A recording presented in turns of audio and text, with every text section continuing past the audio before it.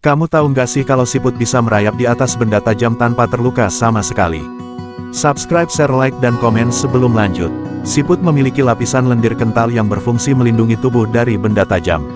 Lendir ini mengurangi gesekan dengan permukaan keras, memungkinkan siput bergerak dengan bebas tanpa menyebabkan cedera atau rasa sakit pada tubuhnya yang lembut.